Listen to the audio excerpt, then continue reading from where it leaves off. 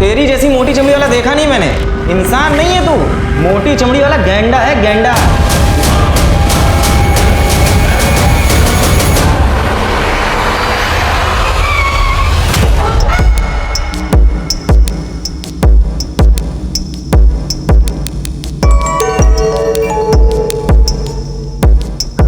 एक रूम दीजिए। आपका नाम?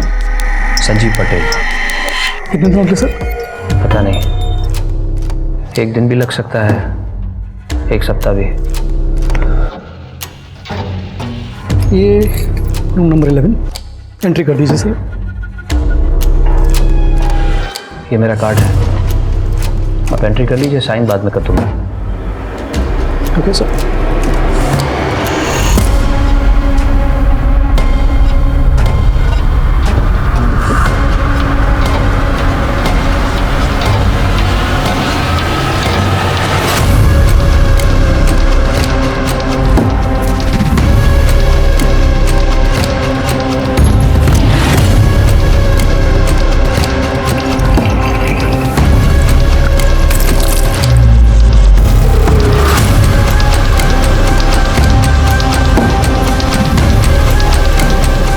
मुझसे कहाँ गलती हो गई?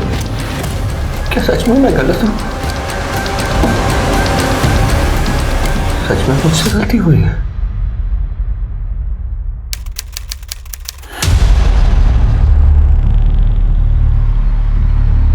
I am proud of you. मतलब मैथ्स में तुमने टॉप किया है। Thanks dad. अब देखना तुम्हारे 18th बर्थडे पर कितनी बड़ी पार्टी करता हूँ। आप तो कहते हैं कि पार्टी वार्टी में पैसे वेस्ट होते हैं, और मुझे भी ऐसा ही लगता है। देखो बेटा, जब खुशी बहुत बड़ी हो तो उसे बांट लेना चाहिए, और मैं दुनिया को दिखाना चाहता हूँ कि तुम कितनी ब्रिलियंट हो और मुझे तुम पर नाज है। लेकिन डैड, वो मैं आपसे कुछ बात करना चाहती थी। पढ़ाई के बारे में? पढ़ाई के बारे में नहीं,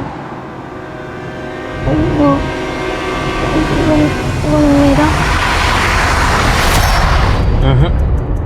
तुम्हें रूल्स पता है ना? नो टॉक्स एक्सेप्ट पढ़ाई। और तुम्हें तुम्हारी लिमिट पता होनी चाहिए। ओह नो, लगता है मैं फोन घर पे भूल गया। हमें वापस घर जाना होगा।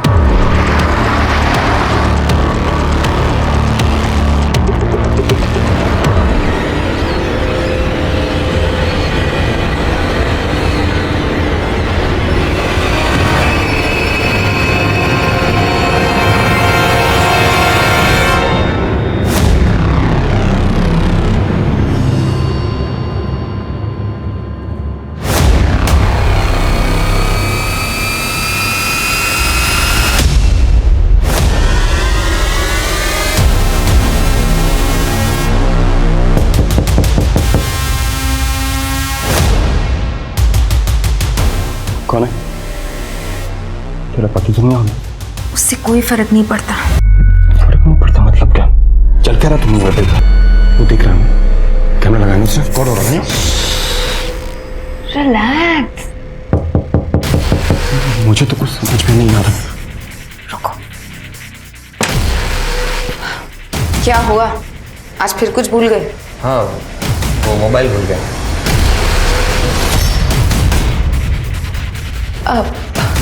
ये वो क्या नाम बताया था तुमने अपना?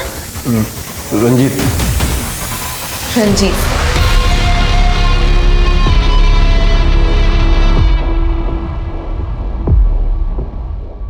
अरे हाँ, वो मुस्कान ने कहा है कि आज उसकी एक्स्ट्रा क्लास है, और मुझे भी ऑफिस से आने में देर हो जाएगी।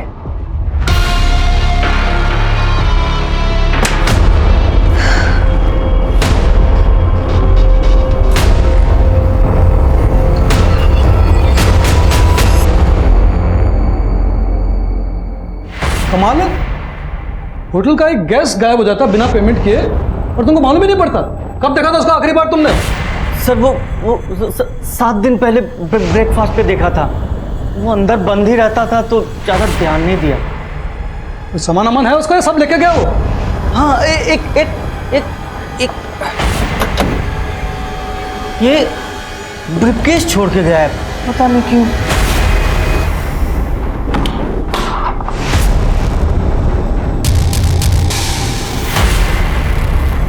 संजीव पटेल मुंबई से हैं?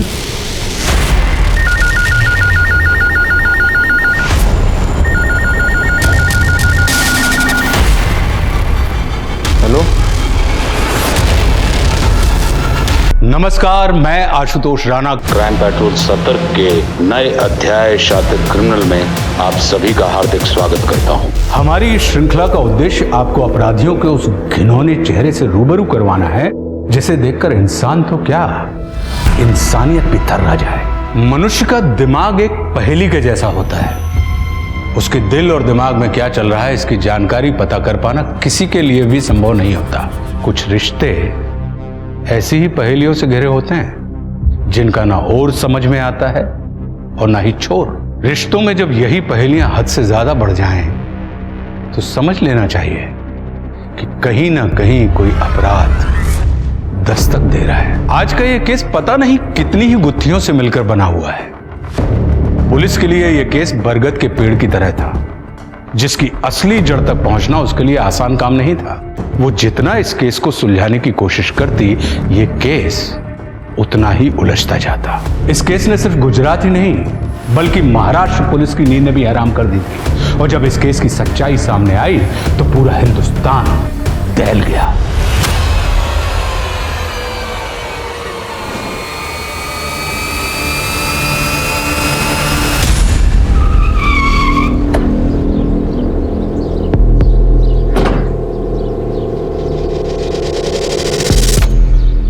एक्सक्यूज मी, ये संजीव पटेल का घर है? हाँ, उन्हीं का घर। पति है मेरे। मैडम, उनके एंगेज कंप्लेंट है वापी के एक होटल से। क्या कह रहे हैं आप? कैसी कंप्लेंट? मैडम प्लीज आप उन्हें बुलाइए। वो तो पिछले 10 दिनों से किसी काम के सिलसिले में मुंबई से बाहर है। उनका फोन भी बंद आ रहा है। वो वहां से होटल के बिल चुकाए बिना भागे हैं। तमीज से बात कीजिए। मेरे पति अपनी कंपनी के सीईओ हैं। वे चिंदी चोर नहीं है जो 5-10 हज़ार रुपयों के लिए यहाँ वहाँ भागते फिरेंगे। हाँ, मुझसे दूर जरूर भाग सकते हैं। मैडम, मैं आपका फैमिली ड्रामा देखने नहीं आया हूँ। होटल का बिल क्लियर कीजिए वरना हमें मजबूरी में कानूनी कार्रवाई करनी पड़ेगी। रुकिए।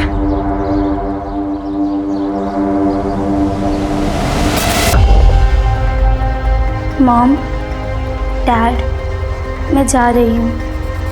मैं उसके बिना नहीं रह सकती और आप लोग उसे एक्सेप्ट नहीं कर सकते।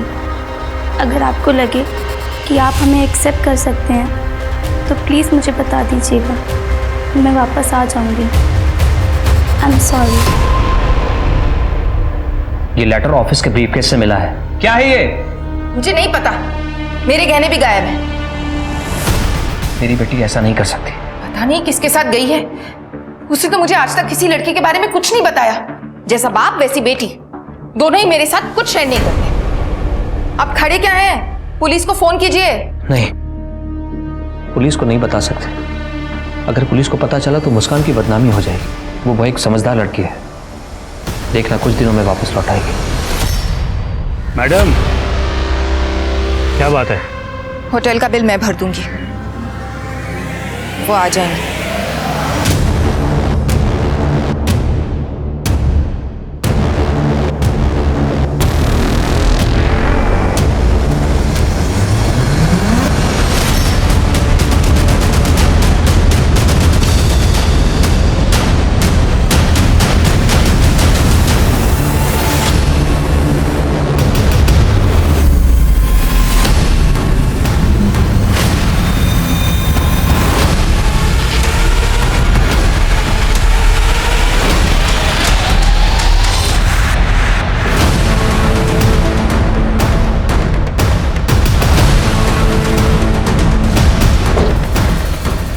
सर, किसी आदमी का कटा हुआ पैर है। इस पर एसिड भी डाला गया। इसको फॉरेंसिक के लिए भेजो। कटा हुआ पैर मिला है तो और भी पार्ट्स होंगे। और बाकी सारे पुलिस स्टेशंस को अलर्ट कर दो। आई एम सॉरी पापा।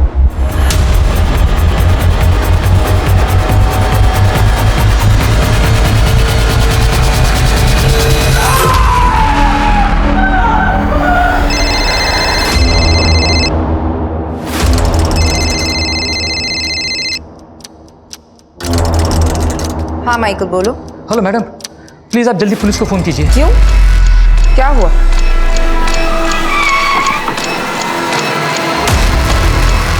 अरे आइए सर, ये देखिए ना क्या हाल कर दिया है। आप? जी मैं मैनेजर हूँ यहाँ का। आज सुबह ऑफिस आया तो ये सब हुआ था सर। मैंने अपने बॉस संजू जी को फ़ोन भी किया था कई बार, लेकिन उन्होंने फ़ोन उठाया नहीं, तो फिर मैंने अपनी मैडम को फ़ोन किया। सिक्योरिटी में कोई तो होगा ना यहाँ पे, बुलाओ उसे। सर सिक्योरिटी निकाल दी थी बॉस ने। एक्चुअली जब से सीसीटीवी कैमरा लगाया था ना, तो सबको निकाल दिया था। वो कहते थे कि गार्ड तो सोता रहेगा, और फिर 20 साल से कुछ यहाँ हुआ नहीं, तो अब क्या होगा।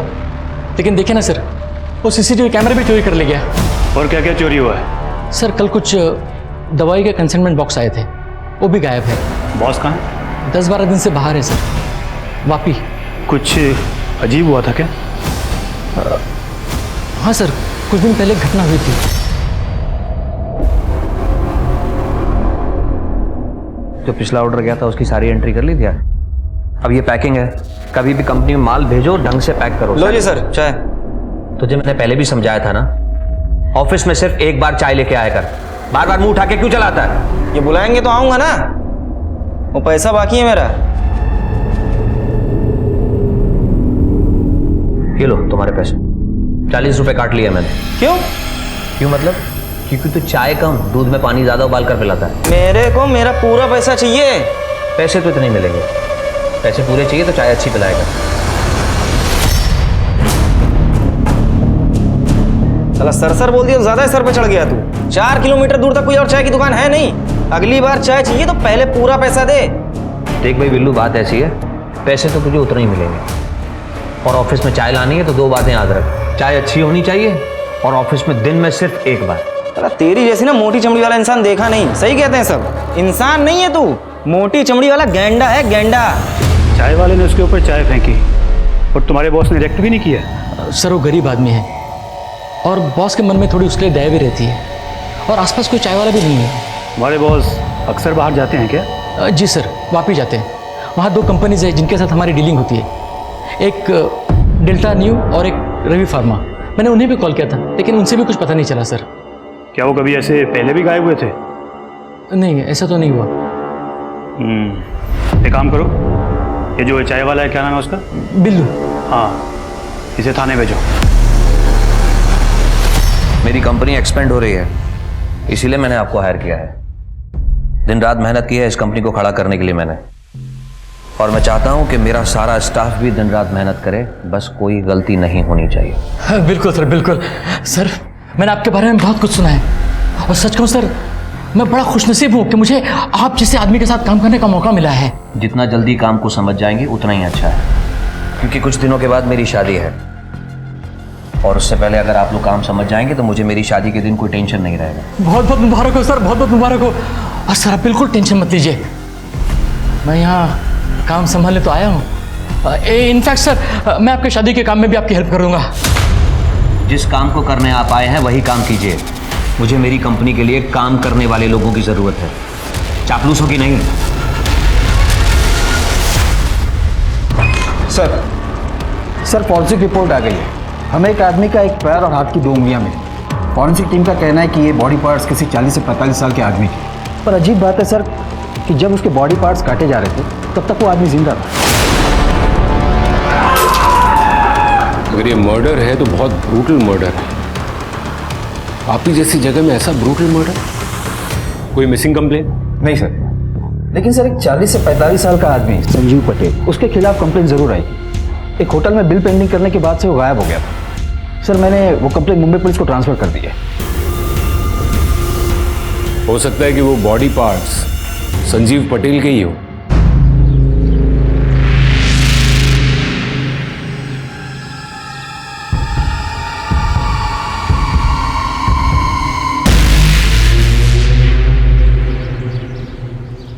सर इधर और भी बोन्स हैं। लगता है 1 से ज्यादा विक्टिम्स थे सर। किसको मार के दफनाए हैं यहाँ पे? साहब हमने किसी को नहीं दफनाया। कुछ लोगों ने बोला कि ये घर काफी टाइम से खाली पड़ा है तो रहने आ गए। तुमसे पहले कौन रहता था यहाँ पे? नहीं पता साहब, पर लोगों का कहना है कि एक भरा पूरा परिवार रहता था यहाँ पे।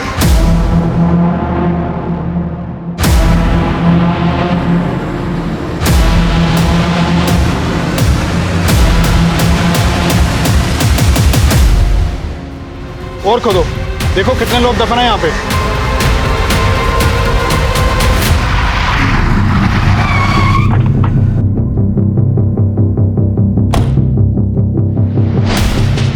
आखिर ये संजीव पटेल गायब कहाँ हो गया? कहाँ गया होगा वो? हमें कैसे पता सर कहाँ गया होगा? हमें तो वो खुद चुना लगा गया। तो अच्छा हो कि घर से उसका पेमेंट आ गया। उसके बारे में और कोई जानकारी? कोई उससे मिलने आता था या वो कहीं किसी को मिलने जाता था? नहीं सर, ऐसा तो कुछ भी नहीं है। उसने तो हमें सख्त हिदायत दी थी कि उसको कोई डिस्टर्ब ही नहीं करे। सर ये केस छोड़ के गया है।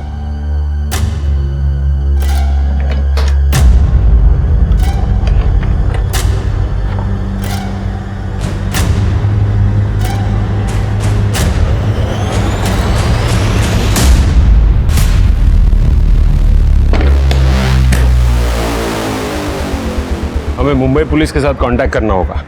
देखते हैं ये संजीव उसके घर वहां पहुंचा भी है या नहीं, और उसकी फोटो सारे पुलिस स्टेशन में सर्कुलेट करवाओ। जी सर।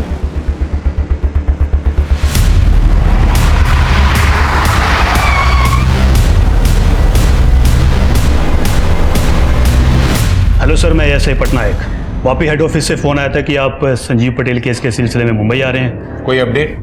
नहीं सर, वो अभी भी मिसिंग है। ये है उसके केस की फाइल। सर उसके घर में उसकी बीवी दीप्ति और उसकी टीनेज बेटी मुस्कान। अच्छा खासा फार्मास्यूटिकल का डिस्ट्रीब्यूशन का बिजनेस है सर, लेकिन फैमिली में कुछ प्रॉब्लम है। पड़ोसियों को शक है कि दीप्ति का किसी और के साथ अफेयर चल रहा था। सर फिर तो ये ओपन एंड शट केस। इस दीप्ति ने अपने लवर के साथ मिलकर संजीव को मरवा दिया होगा। हो सकता है। सर एक और बात है सर संजीव के फार्मा कंपनी में कुछ दिन पहले लूटपाट हुई थी, और लूटपाट में जो कंसाइनमेंट लूटा गया था वो अभी तक मार्केट में ट्रैक नहीं हुआ है। डेल्टा न्यू कंपनी में बना साइकेट्रिक ड्रग्स था सर। दिनेश, ये दवाइयाँ तो इलीगली नशे के लिए यूज़ की जाती ना? जी सर। अच्छा सर एक और बात भी है सर, एक चाय वाला है बिल्लू। बिल्लू चाय वाला? जी हाँ सर, संजीव के साथ उसका कई बार झगड़ा हुआ है सर। जिस दिन से संजीव गायब है उस दिन से ये चाय वाला भी गायब है। तुम सबसे पहले ये संजीव की बीवी, क्या नाम बताया उसका? सर दीप्ति। दीप्ति, सबसे पहले उसे बुला। जी सर।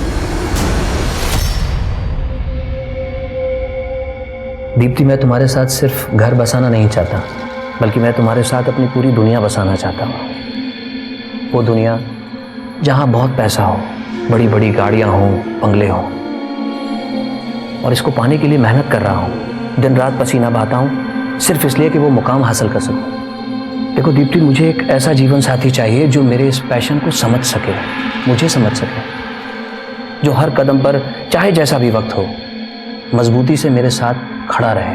और मैं वादा करता हूँ कि तुम्हें और हमारे आने वाले बच्चे को इस दुनिया की सारी खुशियाँ दूंगा। लेकिन अगर आप बस बातें ही करते रहेंगे तो बच्चे कहाँ से आएंगे?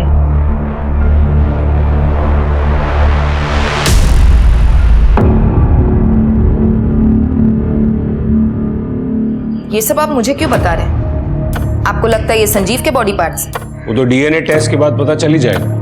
किसके साथ करेंगे डीएनए टेस्ट? वो अनाथ है। क्यों? आपकी और संजीव की एक बेटी तो है ना?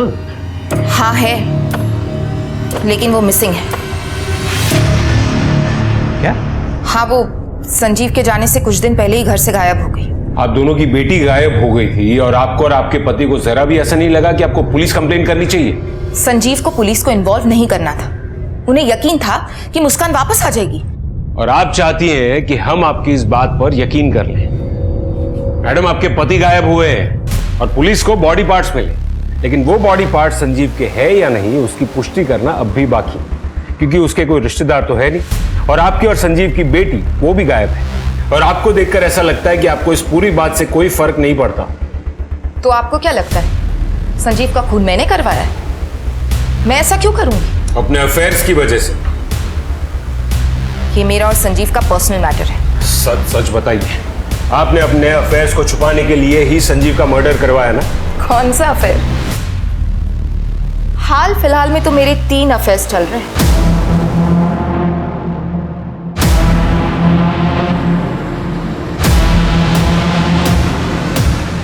मैं कोई भी काम संजीव से छुपाकर नहीं करती, और संजीव को इस बात से कोई एतराज नहीं। ये कैसी शादी है मिसेस दीप्ति पटेल, जहां पत्नी गैर मर्दों के साथ अफेयर्स करे और पति को कोई एतराज ना हो? मैंने आपसे कहा ना, ये हमारा पर्सनल मैटर है।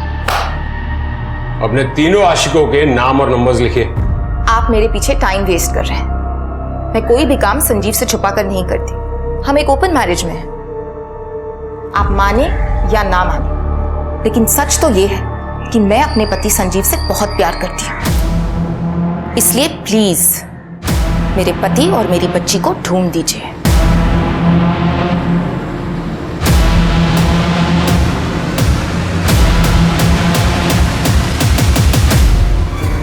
आपको क्या लगता है सर? मैंने किसी भी औरत को इतना ब्लंट नहीं देखा है। सर मुझे तो लगता है कि इसने अपने पति के साथ साथ अपनी बेटी को भी मार दिया है ताकि डीएनए कंफर्म ना हो। या ये भी हो सकता है कि इसकी बेटी को पता चल गया हो कि इसने अपने पति को मरवाया है। फिलहाल तो हमें उसे ढूंढना होगा। ये मुस्कान के बारे में सब पता करो। पता करो कि वो सच में भागी थी या नहीं, और अगर भागी थी तो किसके साथ भागी थी। और ये संजीव, उसकी पूरी कुंडली निकालो। पता करो कि वो सच में अनाथ है या नहीं। उसका कोई रिलेटिव मिलेगा तो ही हम डीएनए कंफर्म कर पाएंगे। और वहाँ वापी में जो फार्मा कंपनीज में उसका अक्सर आना जाना था, वहाँ भी पता करो। वहाँ पर किसी मिसिंग आदमी की कंप्लेन आती है तो मुझे तुरंत इन्फॉर्म करो। और ये दीप्ति के आशिकों को उठाओ। हाँ डॉक्टर साहब बताइए। जो स्केलेटन आप लोगों ने कलेक्ट किया था वो 3 लोगों का है। मतलब आपका भी यही मानना है कि वो स्केलेटन 3 लोगों के हैं? इंटरेस्टिंग बात यह है कि उनमें से 3 में से एक औरत थी। औरत?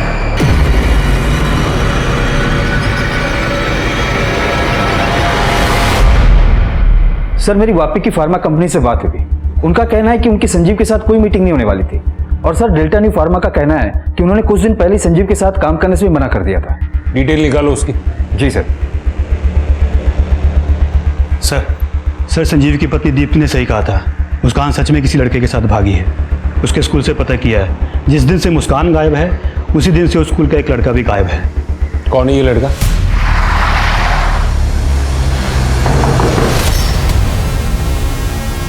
अरे सर आप लोग यहाँ? आपका हालचाल जानने आए। मिस्टर पटेल की बेटी को लेकर भागा है ना आपका बेटा? मेरा बेटा? रायन बेटा बाहर आओ। Yes papa.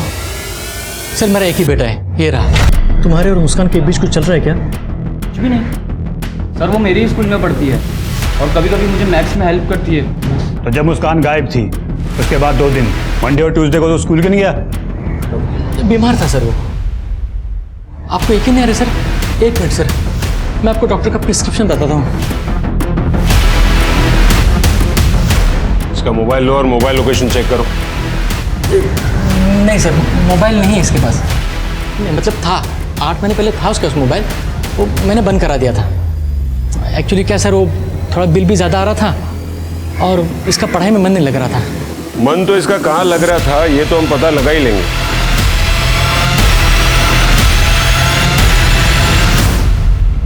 अगर ये रायन मुस्कान का बॉयफ्रेंड नहीं है तो फिर मुस्कान को कौन भगा के लेके गया होगा?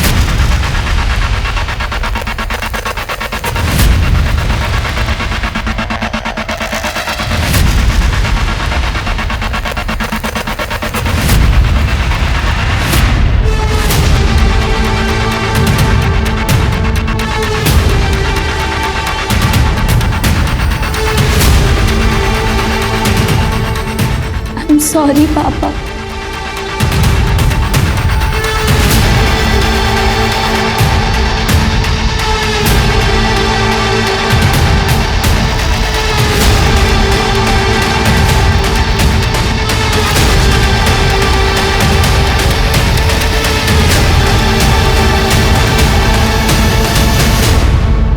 कैसी है माई?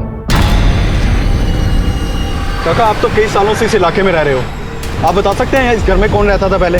बहुत बड़े लोग थे, घर में नौकर चाकर भी थे। सेठ जी की बीवी गुजर गई थी, उनके 2 बच्चे थे, एक बेटी और एक बेटा। बच्चों के दूर के रिश्ते में एक भाई भी था। यहीं सब साथ में ही रहते थे। बहुत दमा चौकड़ी मचा रहा हो ना तुम तीनों, इसीलिए बड़े शहर जा रहे हैं ताकि तुम लोग तीनों की ये शैतानी बंद हो जाए और तुम लोग बड़े स्कूल कॉलेज में जाकर अच्छे से मन लगाकर पढ़ सको, समझे? मुझे नहीं जाना कहीं,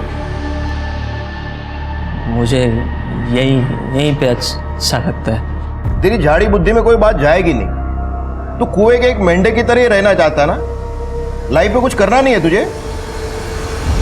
फिर जाने किसकी नजर लग गई।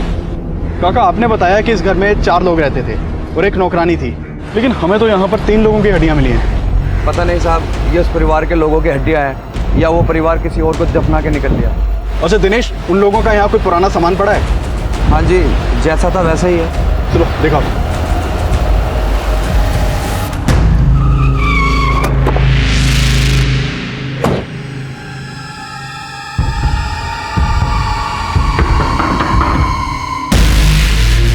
रंजीत जी, मुझे तुमसे कुछ बात करनी है। आइए ना अंदर आइए। सर वो हमारी पत्नी है। मुझे लगता है हमें अकेले में बात करनी चाहिए। आइए।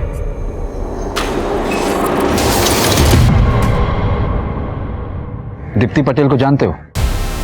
उनका कहना है कि तुम्हारा उनके साथ अफेयर चल रहा है। क्या ये सच है? सर ये सब सरासर गलत है सर। झूठ और सच का हम पता लगा लेंगे। गाड़ी में बिठाओ इसे। अरे सर मैंने कुछ नहीं किया सर, मैं सच कह रहा हूँ सर।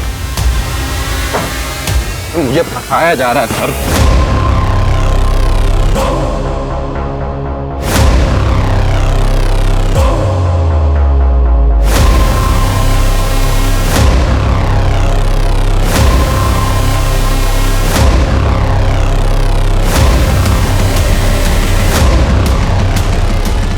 सर मुस्कान पटेल का पता चल गया है, यही मुंबई के होटल में है, मैं वहीं जा रहा हूँ।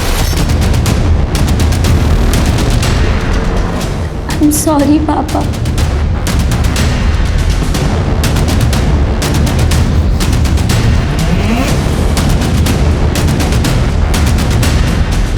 मुस्कान पटेल का आरोपी है।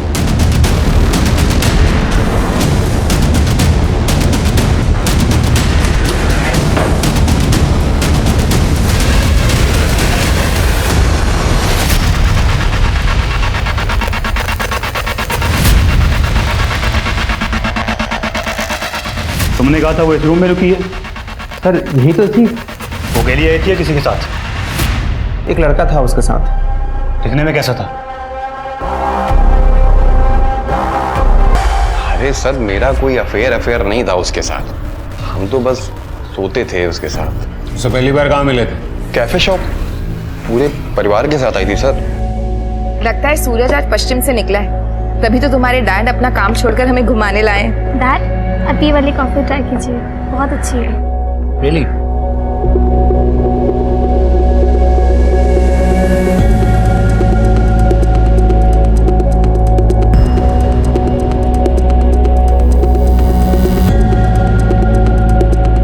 एक औरत सामने से खुद ऑफर कर रही हो तो गधा ही होगा जो मना करेगा। हम भी चले गए। एक दिन उसके पति ने हमको पकड़ लिया, हमें लगा हम गए, लेकिन थोड़ी देर बाद जब दीप्ति ने दरवाजा खोला तो उसके पति ने कोई रिएक्ट ही नहीं किया। ऐसा लगता था कि जैसे दीप्ति के साथ ये रोज हो रहा हो। और फिर क्या था, हम भी रोज मिलने लगे उससे। समझ रहा हूँ, सब कुछ समझ रहा हूँ। तेरी ऑनलाइन हिस्ट्री चेक की है। माँ बेटी के फैंटेसी वाले वीडियो देखने का बहुत शौक है ना तुझे? कहीं ऐसा तो नहीं कि तुम लोगों ने मुस्कान पर प्रेशर बना कर रखा था? ये संजीव को तो उसकी बीवी की परवाह नहीं थी, लेकिन जब उसे पता चला होगा कि तुम लोग मुस्कान को भी इन्वॉल्व करना चाह रहे हो तो उसे गुस्सा आ गया होगा, और इसीलिए तुम लोगों ने संजीव का खून कर दिया। सर आप मेरा विश्वास करें, मैं उसकी बेटी को जानता तक नहीं हूं सर। पिछले 2 हफ्ते में तू कहाँ कहाँ था लिख, और याद करके लिखना। हमें कुछ और पता चला ना तो तेरी ये अय्याशी है ना, उसी वक्त तेरे सर से उतार देंगे।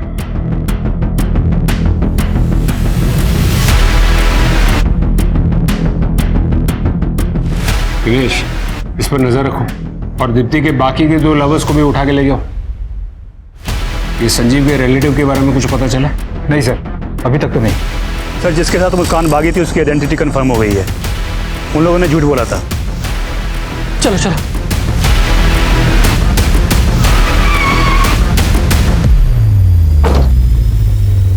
कहीं जा रहे हैं क्या? जी सर, वो वाइफ के मैके जा रहे हैं हम लोग। तो प्लान पोस्टपोन कर दो, अभी आपको हमारे साथ आना होगा। सर क्या हुआ सर? क्या हुआ सर? सर क्या हुआ? सर हमने कुछ नहीं किया सर। सर सच कहता हम लोगों ने कुछ नहीं किया सर।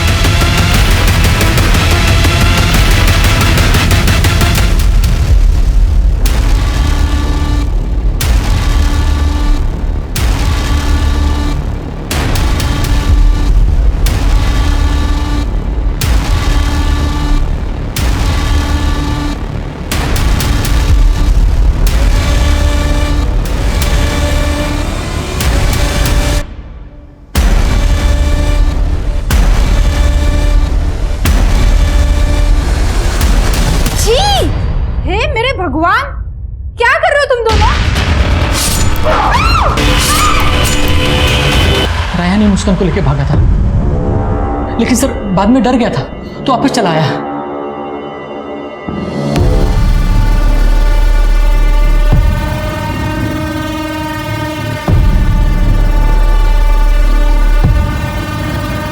आई एम सॉरी मुस्कान, लेकिन मैं ये नहीं कर सकता। मैं घर जा रहा हूँ, तुम भी प्लीज़ अपनी घर चली जाना। सर मैं और मुस्कान बचपन के दोस्त हैं और हम जानते थे संजीव सर हम दोनों के रिलेशन के लिए कभी रेडी नहीं होंगे। मुस्कान कहाँ है? सर मुझे नहीं पता वो कहाँ है। तू संजीव पटेल की बेटी के साथ जिंदगी बिताना चाहता है? हाँ, पता है ना कैसा आदमी है वो? कैसा है वो? कैसा है वो संजीव पटेल? सर बड़ा अजीब आदमी है सर वो। सर मैं उसके साथ 20 साल से काम कर रहा हूँ, लेकिन आज तक कभी समझ में नहीं आया कि उसके दिमाग में क्या चलता है। उसके दिमाग में क्या चलता है या फिर तुम्हारे दिमाग में कुछ और चल रहा था? कहीं तुम्हारा भी तो अफेयर उसकी बीवी दीप्ति के साथ नहीं था ना? दीप्ति मैडम के साथ मेरा कोई अफेयर नहीं था सर। देखिए सर, मुझे उनके पर्सनल लाइफ से कोई मतलब नहीं था। डेल्टा न्यू की इरेगुलरिटीज के बारे में तुम्हें कुछ नहीं पता? कंपनी ने पूरी डिटेल्स दी हमें। उनकी असली दवाइयों को तुम लोग नशा करने वाले लोगों को ड्रग्स के तौर पर बेचते थे और उनकी कंपनी के नाम से नकली दवाइयां मार्केट में सप्लाई करते थे। नहीं सर, मुझे कुछ नहीं पता इस बारे में। झूठ!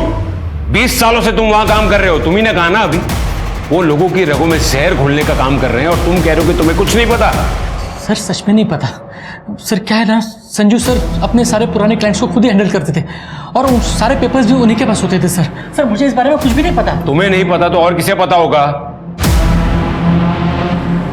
शायद से बिल्लू को पता होगा। वो चाय वाला? जी सर। तुम्हें ऐसा क्यों लगता है?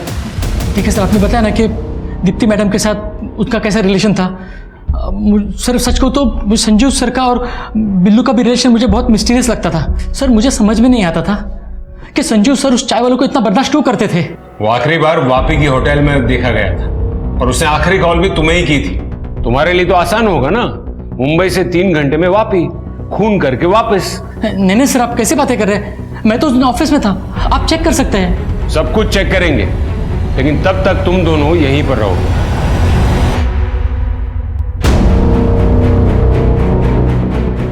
सर ये माइकल बार बार कह रहा है कि इसे कुछ नहीं पता, जबकि घूम फिर के खुद ही बीच में आ रहा है।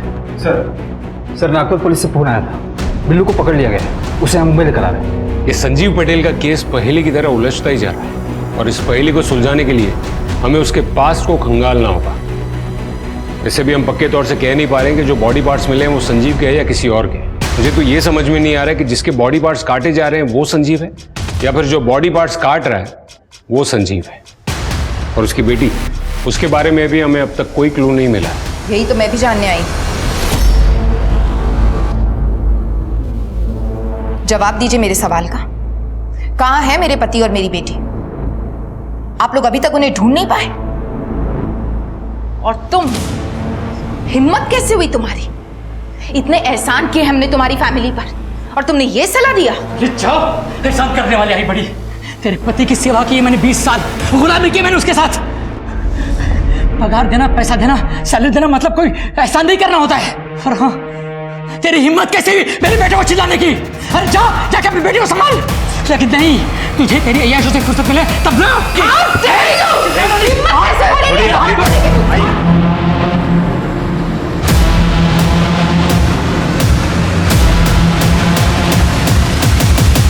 जिंदगी से यदि छल, छद्म, झूठ, फरेब या राजों को हटा दिया जाए तो शायद जीना बहुत आसान हो जाएगा। सीने में दबे हुए राज ही अक्सर हमें गलत रास्ते की तरफ ले जाते हैं। मेरी सलाह तो यही होगी कि हम ऐसा कोई भी काम ना करें जिसे दुनिया के सामने लाते हुए हमें शर्मिंदगी महसूस हो या डर लगे, क्योंकि ऐसे ही ना जाने कितने राजों से संजीव पटेल की जिंदगी घिरी हुई थी। वो कहां था, किस हाल में था? क्या वो लाश के टुकड़े जो पुलिस को मिले थे वो संजीव पटेल के ही थे या मामला कुछ और ही था? और पंतनगर में जो 3 कंकाल मिले थे वो कंकाल किसके थे? उनकी मौत का कारण क्या था? वो कौन था जिसने 3 लोगों की निर्मम हत्या करके उन्हें दफन कर दिया? क्या इनमें से किसी को भी कभी न्याय मिल पाया? क्या पुलिस को कोई भी सबूत मिला जिससे इस केस की गुत्थी सुलझ सके? बताया ना सर इनको मैंने। अरे बोलो ना साहब, क्या बोल नहीं रहे आप, पूरा तो बताया ना। बताएगा। तलब लगी थी बहुत ज़्यादा सर। वो संजीव बेचता है माल, पता था मुझको, मैं ही मदद करता था उसकी काम में। मेरे तलब लगी थी, मैंने उसके गोडाउन से चोरी कर लिया साहब। तलब बहुत ज़्यादा लग रही साहब। इंजेक्शन। तो तू संजीव को ड्रग्स बेचने में मदद करता था, कब से शुरू हुआ ये सब? माई से पूछिए ना, माई ने मुझको संजीव भाई से मिलवाया था। माई को सब कुछ पता है। ये माई कौन है? कैसी है माई? क्या बना रही है खाने में? आप संजीव पटेल को कैसे जानती थी? संजीव पटेल को तो मैं बचपन से जानती थी। वो वापी में वो अनाथ आश्रम था ना, वहाँ मैं देख रेख करती थी। वो वही था। संजीव पटेल, रघु, बिल्लू, ये सब एक साथ थे वहाँ। ये बिल्लू भी उसी अनाथ आश्रम में था? बिल्लू और कौन? रघु? रघु को आप नहीं जानते, संजीव का दोस्त था वो। उसकी बहन भी वहाँ रहती थी उसके साथ। उसकी बहन भी वहाँ रहती थी उसके साथ। रघु को तो कुछ भी बोलना नहीं आता था। उसकी बहन अच्छी थी। ये तीनों एक साथ रहते थे। ये रघु और उसकी बहन ये कहाँ मिलेंगे? जी पता नहीं। संजीव जब छोटा था ना तो हमें सब बताता था। जब वो बड़ा हो गया तो चुप चुप सा रहने लगा। वो पुलिस ऑफिसर बन गया ना, पुलिस वाली एकड़ आ गई थी उसमें। Police officer? दिनेश, ये अनाथ आश्रम के सारे पुराने रिकॉर्ड्स चेक करो और पता करो कि रघु और उसकी बहन आखिर है कौन। जी सर। रेयान और उसके बाप को मत छोड़ना, उन्होंने ही मेरी बेटी को मारा है। मैडम संभालिए अपने आप को। आई विटनेसेस का कहना है कि मुस्कान ने सुसाइड किया था। तो सुसाइड भी तो उन्हीं की वजह से किया है ना। ये फोटोज की कंडीशन बहुत अच्छी नहीं है। एजिंग सॉफ्टवेयर यूज करके भी हम ये नहीं पता कर पाएंगे कि अब ये दिखते कैसे होंगे। सर हमारे पास अब मुस्कान की बॉडी है, तो कम से कम ये तो पता चल जाएगा कि वो बॉडी पार्ट संजीव के हैं या नहीं।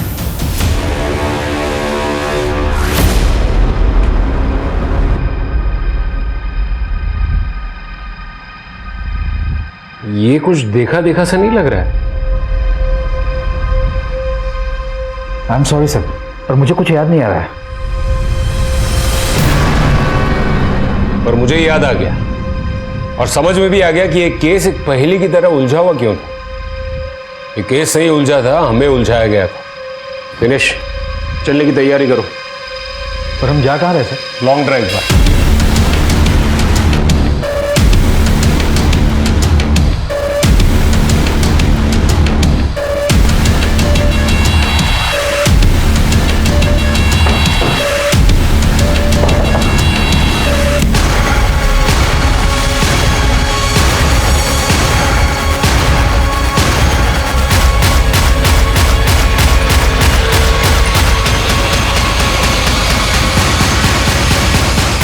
क्यों किया ये सब?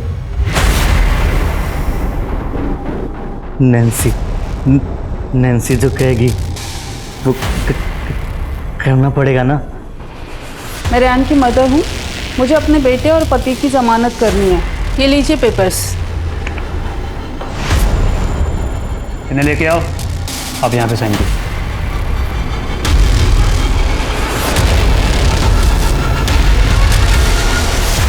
जो भी करना है जल्दी करो। हाँ, मुझे कॉल करके खबर करते रहना। चाय।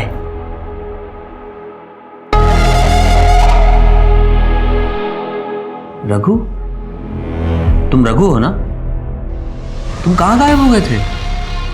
अपने पैरों पे खड़ा होना था ना, तो यहाँ आ गया। वेटर का काम करता हूँ, पैसे भी मिलते हैं। ये तो बहुत अच्छी बात है। Very good. अपना घर भी बनाया है, देखोगे? इस वक्त? लेकिन तुम तो ड्यूटी पे हो। छुट्टी ले लेंगे, चलो ना। अपने हाथों से खाना पकाऊंगा, प्यार से खिलाऊंगा। ठीक है, तो फिर ये चाय नहीं पीते हैं, तुम्हारे हाथ का खाना खाते हैं। चलो।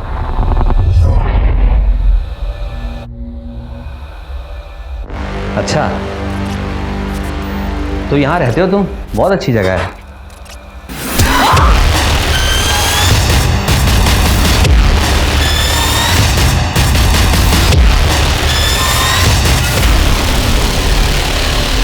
मतलब नैन्सी के कहने पर तूने संजीव का खून कर दिया? सिर्फ संजीव को ही नहीं, बहुतों को मौत के घाट उतारा है मैंने। ये श्यामा क्या कह रही है? मैं तुमसे पूछ रहा हूं, ये श्यामा क्या कह रही है? तुम और रघु दोनों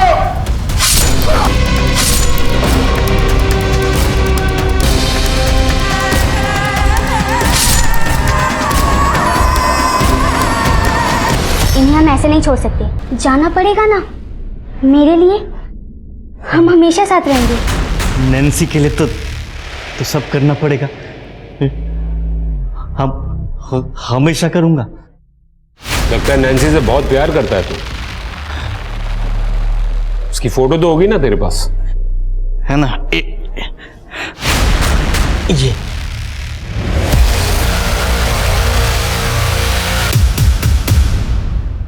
इतनी परफेक्ट प्लानिंग, तुम तो हमें गच्चा देने ही वाले थे। तो अब बताओ, तो तुम्हारे लिए सब ठीक ठाक चल ही रहा था, तो फिर ये किया क्यों?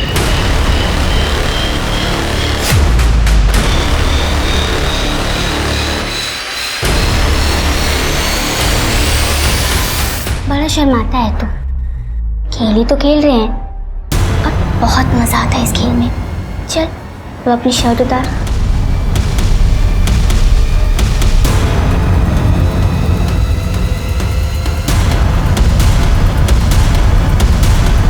जी क्या कर रहे हो तुम दोनों? अरे भाई बहन हो तुम, भले दूर के रिश्ते के हो लेकिन हो तो भाई बहन ना एक दूसरे के। और तुम आने दो तुम्हारे बाबा को, सब बताती हूँ मैं।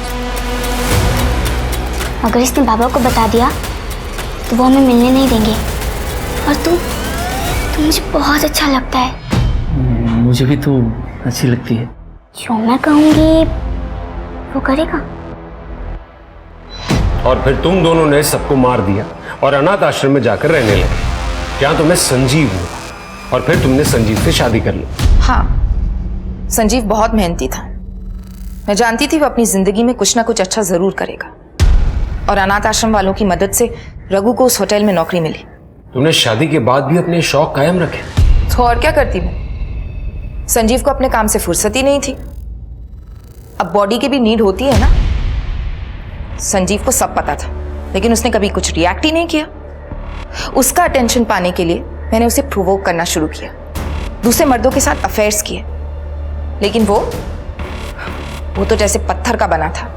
अगर उसके दिल में किसी के लिए प्यार था तो वो सिर्फ मुस्कान के लिए।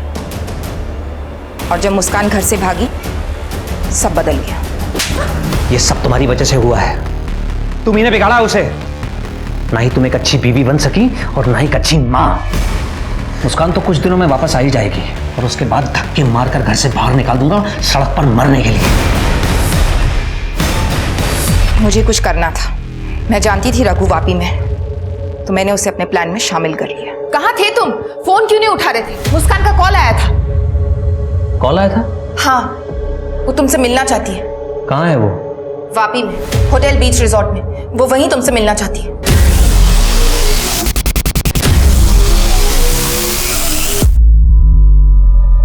तो तुम ये कहना चाहती हो कि संजीव ने तुम्हें निग्लेक्ट किया इसलिए तुमने ये सारे अफेयर्स चलाए। तो फिर रघु को क्यों सेड्यूस किया? और ये नन बनने का क्या नाटक था? संजीव को अनाथ आश्रम में मेरे और रघु के बारे में सब पता चल चुका था। उसने मुझसे कहा कि अगर मैं नन बन जाऊंगी तो शायद ठीक हो जाऊंगी। उसके कहने पर मैं नन तो बन गई, लेकिन बाद में संजीव को मुझसे प्यार हो गया और उसने ही मुझसे शादी कर ली। सही है, इंसान चाहे जितना भी भाग ले अपने आप से नहीं भाग सकता। मुस्कान का क्या हुआ? कुछ नहीं, उसने कॉल किया था मुझे। मुस्कान कहाँ है तू? पता है हम लोग कितने परेशान हो गए थे, स्पेशली तेरे डैड। तुझे पता है तेरी वजह से तेरे डैड की जान चली गई है। हेलो हेलो मुस्कान, हेलो। एक पत्नी का तो फिर भी समझ में आता है कि वो अपने पति को मार सकती है, लेकिन एक माँ अपने बच्चे के साथ ऐसा कैसे कर सकती है? मैंने कुछ नहीं किया, ना ही मैं किसी को मारना चाहती थी। मैं तो बस चैन से अपनी जिंदगी अपने तरीके से जीना चाहती थी। अब अगर मेरा तरीका समाज के तरीकों से अलग है तो मैं क्या करूं? इस समाज में एक अदालत भी है, इसके अपने तौर तरीके। तो बाकी का पूरा चैन सलाखों के पीछे लेके जाइए ना।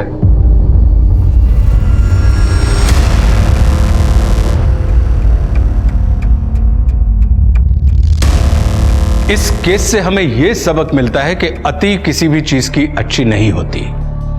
बहुत आगे पहुंचने की दौड़ में हम अक्सर कहीं भी नहीं पहुंच पाते। इस केस में सबने अति कर दी थी। रघु को यह भरोसा था कि दीप्ति उससे शादी करेगी। उसने दीप्ति के लिए गुनाहों की अति कर दी। वही संजीव के सर पर न सिर्फ पैसे का भूत सवार था, जिसकी वजह से वो गलत रास्ते पर निकल गया था, बल्कि उसने सहनशीलता की भी अति कर दी थी। अपनी बेटी मुस्कान को माता पिता दोनों का प्यार देने की जिद में वो अपनी जिंदगी गंवा बैठा। वो समझ चुका था कि दीप्ति उसके प्यार के लायक नहीं है, फिर भी वो सिर्फ मुस्कान के लिए दीप्ति की शर्मनाक हरकतें झेलता रहा और दोनों मिलकर पति पत्नी का स्वांग रचते रहे। पति पत्नी का साथ कहने को तो 7 जन्मों का होता है, लेकिन जब कोई रिश्ता मर चुका हो तो उसे जबरदस्ती जिंदा रखने की कोशिश बेकार होती है। और कई बार इसी खींचातानी में अपराध का जन्म हो जाता है। जिस रिश्ते में प्यार और सम्मान हो वही असली रिश्ता होता है। जबरदस्ती के रिश्ते पैरों की जंजीर बन जाते हैं। इसी के साथ मैं आशुतोष राणा आपसे विदा लेता हूं। हम फिर मिलेंगे एक नई कहानी के साथ जो आपको रखेगी सतर्क और जिंदगी को सुरक्षित। तब तक अपना और अपनों का ख्याल रखिए और देखते रहिए क्राइम पेट्रोल सतर्क। जय हिंद।